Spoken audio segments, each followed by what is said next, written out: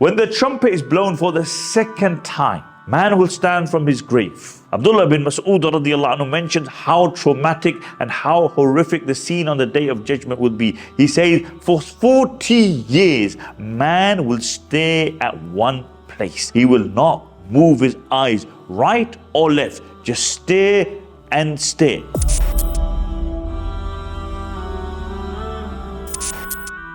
But not everybody is buried. Some people are cremated. The Messenger of Allah said, "Kullu abdin yubathu ala ma mata alayh." If a person was devoured by an animal, Allah will bring that person forth from the stomach of that animal. If a person was martyred, the Messenger of Allah sallallahu alaihi wasallam said, on the day of judgment, a martyr's wounds will open. The blood will begin to flow, and that blood will smell like musk. A person who was going for Hajj and Umrah in the state of Ihram and they pass away, they will stand on the day of judgment and they will recite the talbiyah, Labbaik, Allahumma Labbaik. Imagine everybody will see this individual. The way you die is the way that you will be resurrected.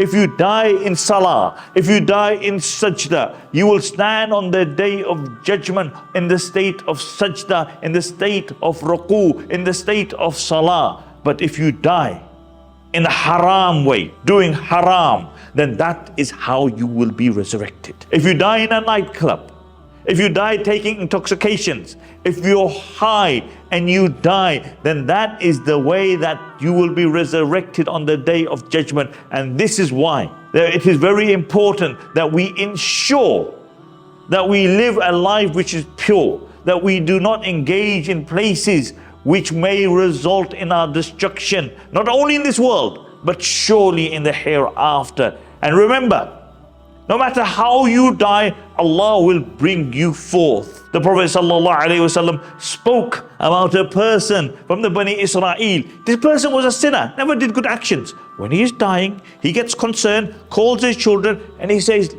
look, I've never done a good action in my life. Now I'm scared standing in front of Allah. What you do is you cremate my body, burn me.